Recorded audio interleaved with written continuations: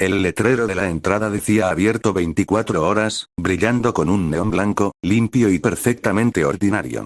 El restaurante, una cadena de cortes de carne y cenas familiares llamada The Gilde de Art, tenía ese olor reconfortante a mantequilla, madera pulida y café recién colado. Conseguí el empleo de recepcionista nocturno a través de una aplicación de trabajo rápido. Pagaban el triple del salario mínimo por el turno de 11 p.m. a 6 am. A mis 22 años, con el alquiler universitario venciéndose en una semana, no estaba en posición de hacer preguntas. A las 10:55 de la noche, empujé la puerta de cristal. El restaurante estaba vacío, salvo por un hombre de unos 40 años que vestía el uniforme de supervisor, camisa de cuello rígido, corbata color vino y un gafete de metal que decía Mauricio. Tenía ojeras profundas, de un tono grisáceo que delataba años de no ver el sol, y sus manos temblaban levemente mientras acomodaba unos menús de piel sintética en el podio de la entrada. ¿Tú eres el chico nuevo?, preguntó. Su voz era extremadamente baja, casi un susurro arrastrado. Sí, señor. Julián. Mucho gusto. Mauricio no me dio la mano. Se limitó a mirarme fijamente a los ojos durante 5 segundos que se sintieron eternos, como si estuviera midiendo el grosor de mi cráneo o la velocidad de mi pulso. Luego, metió la mano en el bolsillo interior de su saco y extrajo una hoja de papel doblada en 3 partes. Estaba arrugada y escrita a máquina. Escúchame con atención, Julián, dijo, apoyando ambas manos sobre el podio de madera. El restaurante es limpio. La comida es real. Yo soy real, de carne y hueso, igual que tú. Pero los que cruzan esa puerta a partir de la medianoche, no lo son. Se ven como nosotros. Hablan como nosotros. Tienen billeteras, visten abrigos caros y usan perfume. Pero no son humanos. El dueño de esta cadena hizo un trato hace décadas para mantener este lugar en terreno neutral. Tu único trabajo no es servir comida, es mantener el orden. Lee esto. Memorízalo. Si rompes una sola línea, no habrá una segunda oportunidad. Me entregó el papel. Sentí una punzada de incomodidad en el estómago, pero la atribuí a una novatada pesada. El tipo estaba intentando asustarme para ver si renunciaba el primer día. Desdoblé la hoja. El texto decía exactamente lo siguiente. Reglas para el personal de recepción nocturna. Regla 1, la mesa 14 permanece vacía. Bajo ninguna circunstancia siente a un cliente en la mesa 14, incluso si el restaurante está lleno y ellos lo solicitan explícitamente. Si encuentra cubiertos o un menú sobre esa mesa, retírelos de inmediato sin mirar hacia el techo. Regla 2, los clientes intentarán imitar el comportamiento humano, pero cometen errores anatómicos o sociales. Si nota que un cliente parpadea de forma asimétrica, tiene demasiados dientes o intenta morder el plato en lugar de la carne, continúe sonriendo, tome su orden con normalidad y retírese despacio. Nunca les haga saber que notó el error. Regla 3, si un cliente presenta una queja sobre el sabor del agua o si un grupo de más de 4 personas se sienta sin que usted los haya acomodado, presione el timbre rojo debajo del podio 3 veces para llamar al supervisor. No intente resolverlo usted mismo. Mauricio sabe qué ofrecerles. Regla 4, si escucha que una voz conocida, la de un familiar, un amigo o la mía propia, lo llama por su nombre desde los pasillos que conducen a los baños o desde la cocina oscura, no responda ni camine hacia allá. Siga mirando el mostrador de recepción.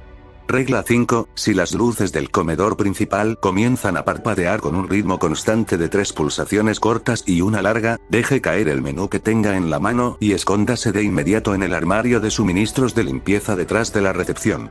Cierre la puerta con llave y cubra la rejilla con su cuerpo. No salga hasta que escuche el camión de la basura pasar por la calle exterior. Regla 6, al final de su turno, algunos clientes dejarán monedas de cobre sobre el mostrador. Debe recogerlas con la mano izquierda y arrojarlas al pozo de drenaje que está en el estacionamiento trasero antes de marcar su salida. Es un insulto rechazar el dinero en su cara, pero es mortal conservarlo en sus bolsillos después del amanecer. Regla 7, si ve a un hombre con un traje gris marengo y un sombrero de ala ancha sentado en la barra, mirándolo fijamente sin pedir nada durante más de 2 horas, no lo mire a los ojos. Él no viene a comer. Viene a buscar un reemplazo. Si él se levanta y camina hacia el podio, su turno ha terminado de manera permanente, sin importar la hora que sea. Camine hacia la cocina y no mire atrás. Terminé de leer y solté una pequeña risa nerviosa. Es una buena broma de bienvenida, Mauricio. Lo de morder el plato estuvo bien. Mauricio no se rió. Su rostro permaneció tan rígido como el granito. Se acercó tanto a mí que pude oler el café rancio en su aliento. No es una broma, Julián. A las 12 en punto, las cerraduras automáticas bloquearán las puertas de salida. Nadie puede salir hasta las 6 de la mañana. Buena suerte. Se dio la vuelta y caminó hacia la oficina del fondo, cerrando la puerta de madera con un golpe seco. Me quedé solo en el podio. El reloj de la pared marcaba las 11:15 p.m. El silencio del restaurante comenzó a sentirse pesado, casi físico. La primera hora transcurrió sin novedades. 2 parejas entraron a las 11:30 p.m. Eran camioneros de la ruta interestatal y una pareja de jóvenes que regresaban de un concierto. Comieron, pagaron y se marcharon antes de la medianoche. Me sentí aliviado. Las reglas eran claramente una leyenda urbana del lugar, una tradición para asustar a los novatos. A las 12:05 am, el ambiente cambió. El aire acondicionado emitió un siseo prolongado y la temperatura descendió drásticamente, tanto que mi respiración comenzó a formar pequeñas nubes de vapor frente a mí. La puerta de cristal se abrió. No escuché el tintineo de las campanillas de la entrada, lo cual me pareció extraño, pero levanté la vista con mi mejor sonrisa ensayada. Entró una mujer. Vestía un vestido de cóctel amarillo, impecable, y llevaba el cabello recogido en un moño perfecto. Su piel era extremadamente pálida, casi translúcida bajo las luces del restaurante, y caminaba con una rigidez extraña, como si sus rodillas no se doblaran del todo. Buenas noches, bienvenida a The Gilde de Art, dije, sintiendo una súbita opresión en el pecho. ¿Mesa para una? La mujer se detuvo a 2 metros del podio. Su rostro era hermoso, pero carecía por completo de expresión matemática. Sus ojos eran demasiado grandes, redondos y brillantes, como canicas de vidrio negro. Mesa. Para. Una. Humano, dijo. Su voz no tenía entonación. Las palabras salían en un tono plano, monótono, como un modulador de texto antiguo. Recordé la regla 2. Los clientes intentarán imitar el comportamiento humano, pero cometen errores, continué sonriendo. Por aquí, por favor, dije, con el corazón empezando a latir con fuerza en mi garganta. La guié hacia el comedor. Mientras caminaba detrás de mí, escuché un sonido seco, rítmico. Clac, clac, clac. Miré de reojo hacia abajo. Sus zapatos de tacón no tocaban el suelo por completo. Caminaba apoyando los tobillos en un ángulo imposible, como si no entendiera cómo funcionaba la gravedad en los pies humanos. Ella se detuvo por iniciativa propia junto a una mesa pequeña en el centro. Mi sangre se congeló cuando vi el número de metal atornillado a la madera. Mesa 14. Me gusta esta. Aquí hay buena visibilidad, dijo la mujer. Su boca se abrió, pero sus labios no se movieron para formar las palabras. Las frases simplemente emanaban de su garganta abierta. Lo lamento mucho, señora, interrumpí, recordando la regla 1, esta mesa está reservada para un evento privado esta noche. Permítame ubicarla en la mesa de la ventana. La mujer se quedó inmóvil. Pasaron 10 segundos. 20 segundos. No parpadeaba. Sus ojos negros estaban clavados en mi frente, no en mis ojos, sino en el espacio justo entre mis cejas. De repente, su ojo izquierdo parpadeó de forma rápida, 3 veces seguidas, mientras el derecho permanecía completamente abierto y fijo. Un pestañeo asimétrico, horroroso. Reservada, repitió la garganta de la mujer, procesando la palabra como si fuera un código difícil. Entendido. Simulación de cortesía aceptada. Se dio la vuelta con un movimiento espasmódico de la cintura y se sentó en la mesa contigua. Le entregué el menú. Al tomarlo, vi que sus dedos no tenían uñas. La piel de sus manos era lisa y continua, como un guante de látex color carne. Regresé al podio corriendo, con la espalda empapada en sudor frío. Me apoyé contra la madera, tratando de controlar mi respiración. Miré hacia el comedor.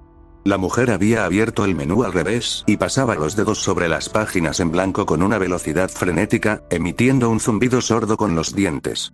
Estaba siguiendo las reglas al pie de la letra, y gracias a eso, ella seguía sentada allí, simulando ser una clienta. A la 1:30 am, el restaurante ya tenía 6 mesas ocupadas. Vistos desde lejos, parecían ejecutivos saliendo de la oficina, parejas en una cita tardía y un anciano leyendo el periódico. Pero de cerca, el comedor era una pesadilla de sutiles errores biológicos.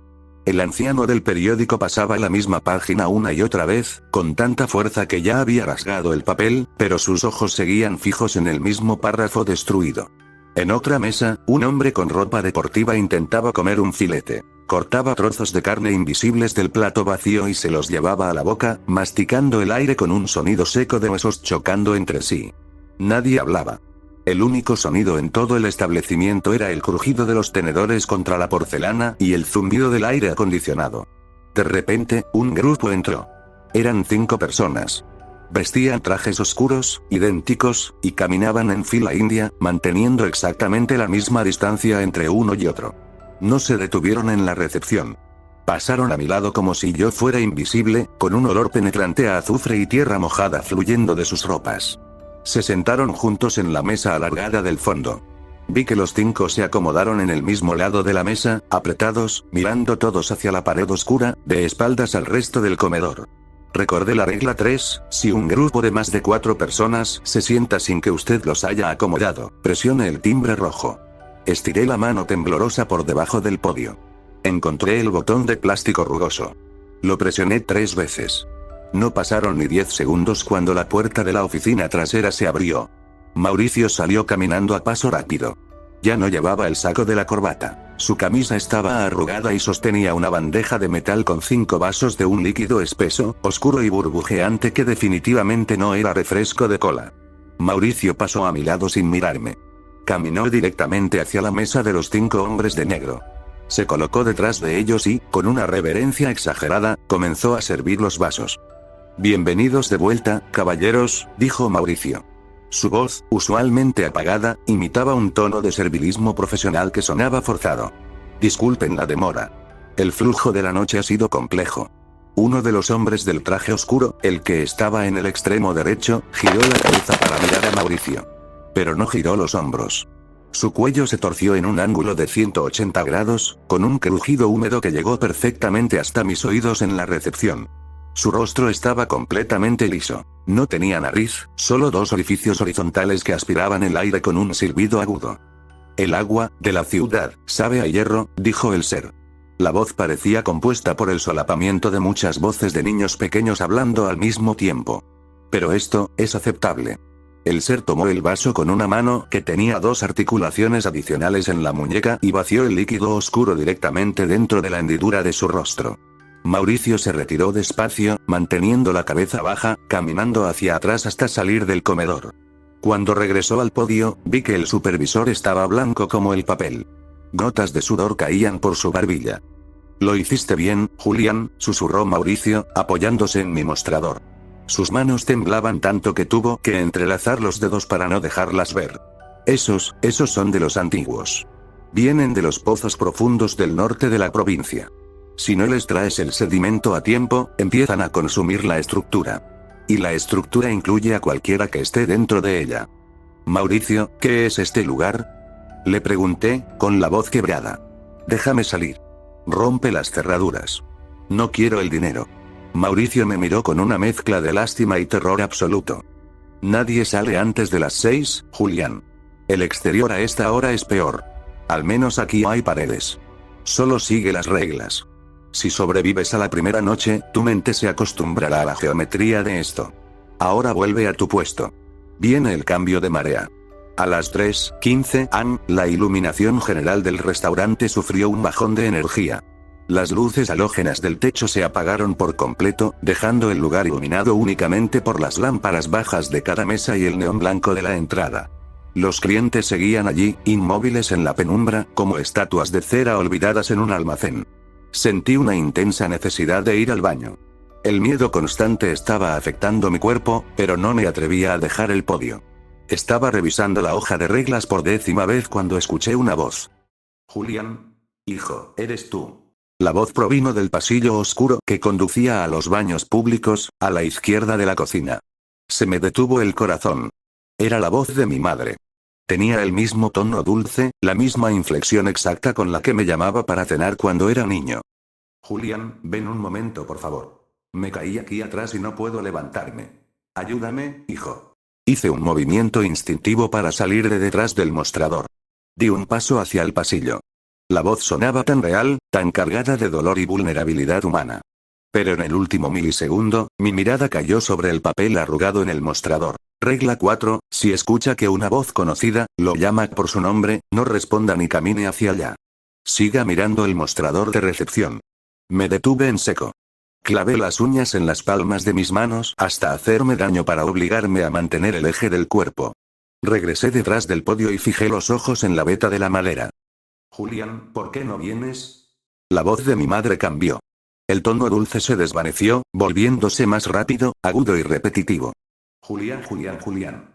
Ven aquí. Ven aquí. El agua está fría. Julián. Luego, la voz cambió de nuevo. Ahora era la voz de Mauricio, emanando del mismo pasillo oscuro, a pesar de que yo sabía que el supervisor estaba encerrado en su oficina del fondo. Julián, ven a la cocina de inmediato. Hay un problema con el lavavajillas. Es una orden. Ven aquí. Cerré los ojos con fuerza y comencé a contar en voz alta en un susurro. 1, 2, 3, 4, las voces en el pasillo comenzaron a superponerse. Escuché a mis amigos de la infancia, a mi exnovia, a profesores de la escuela, todos llamándome por mi nombre desde la oscuridad, exigiendo mi presencia, gritando, llorando, imitando la urgencia humana con una precisión espantosa. El aire del restaurante se llenó de un murmullo caótico de nombres y reclamos, hasta que de pronto, un fuerte golpe metálico sonó en el pasillo y el silencio absoluto regresó.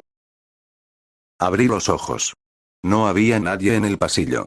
Pero en el suelo, justo en el límite donde la luz del comedor tocaba la oscuridad del corredor de los baños, había una densa capa de cabellos humanos largos y negros, esparcidos por la alfombra como si algo los hubiera mudado al retirarse hacia el fondo.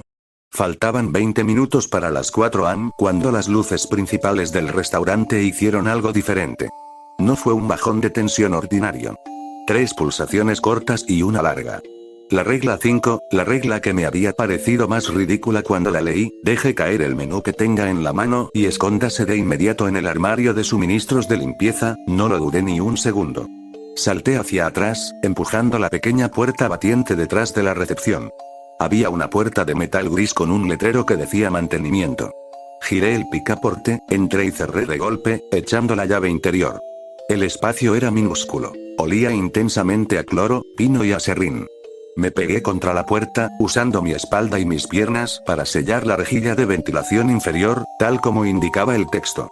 A través de las delgadas ranuras de la parte superior de la puerta, pude ver una parte del comedor exterior. Lo que vi me hizo morder el dorso de mi mano para no gritar.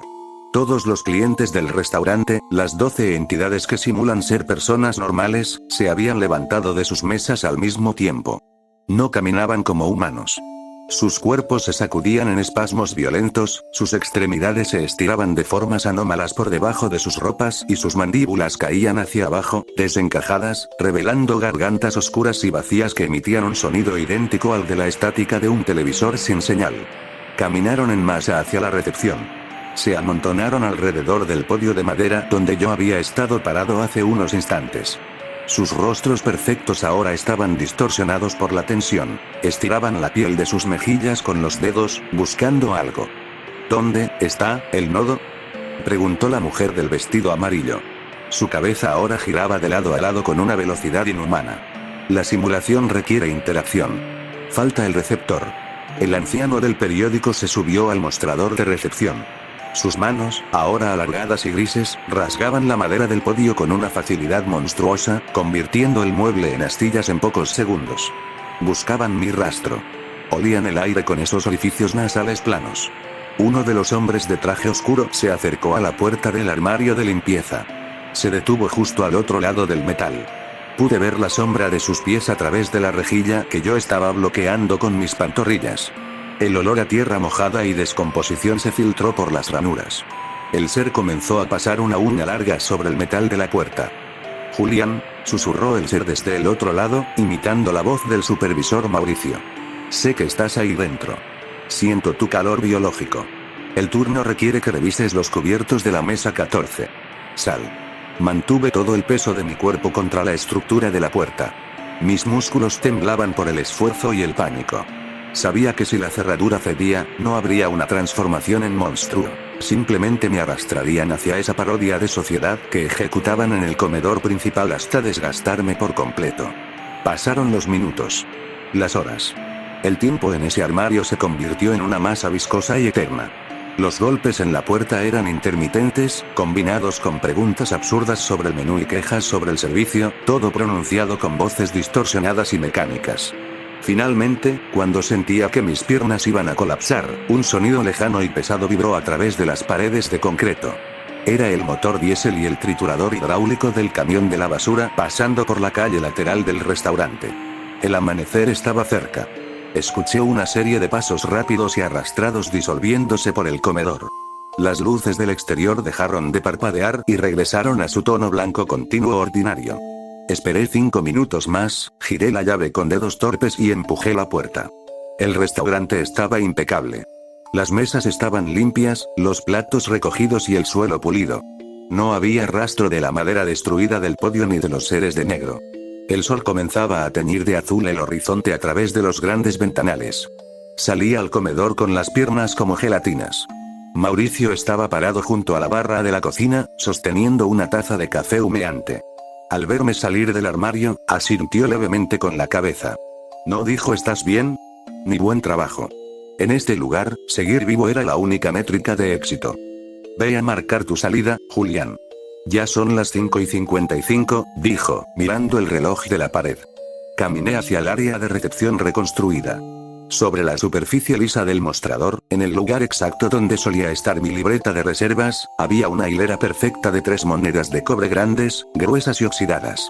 No tenían el rostro de ningún presidente ni ningún año de acuñación, solo un patrón de líneas concéntricas que semejaban un ojo abierto. Recordé la regla 6, debe recogerlas con la mano izquierda y arrojarlas al pozo de drenaje. Es un insulto rechazar el dinero en su cara, pero es mortal conservarlas después del amanecer. Extendí mi mano izquierda. Al tocar el cobre, sentí una quemadura gélida, como si estuviera agarrando hielo seco. La piel de mis dedos se tornó grisácea al instante, pero apreté el puño y caminé hacia la puerta trasera del restaurante, la que conducía al estacionamiento del personal. Mauricio me abrió la puerta de seguridad. El aire de la mañana se sintió glorioso en mi rostro, pero no me detuve a disfrutarlo. Caminé hacia la esquina del estacionamiento, donde una pesada rejilla de hierro cubría el drenaje pluvial. Con un movimiento rápido de la mano izquierda, solté las 3 monedas por la ranura. Escuché el tintineo metálico mientras caían al fondo del pozo. Pero el sonido no terminó ahí. Desde la profundidad del drenaje, a varios metros bajo tierra, escuché un chasquido agudo y una serie de voces infantiles superpuestas que susurraron un seco: gracias, receptor, nos vemos mañana. Me alejé del drenaje corriendo, frotando mi mano izquierda contra mis jeans hasta que la circulación regresó a mis dedos. Regresé al interior del restaurante para recoger mi mochila y marcar mi tarjeta de asistencia en el reloj digital. El segundero estaba a punto de tocar las 6 am. Sentía una euforia salvaje recorriendo mis venas. Lo había logrado. Había sobrevivido al turno nocturno. Iba a cobrar mi dinero, iba a pagar el alquiler y jamás, bajo ninguna circunstancia, volvería a pisar este maldito lugar. Caminé hacia la barra para despedirme de Mauricio. Pero cuando entré al comedor principal, mi mirada se desvió de forma involuntaria hacia el extremo derecho de la barra de licores. Allí estaba sentado un hombre. Vestía un traje gris marengo de corte antiguo, perfectamente planchado, y un sombrero de ala ancha que arrojaba una densa sombra sobre la mitad superior de su rostro. No tenía ningún plato frente a él, ni ningún vaso. Tenía las manos apoyadas sobre la barra, entrelazadas, con unos dedos ridículamente largos que terminaban en puntas romas. Mi corazón se detuvo por completo. La regla 7. Si ve a un hombre con un traje gris marengo, mirándolo fijamente sin pedir nada durante más de 2 horas, no lo mire a los ojos. Él no viene a comer.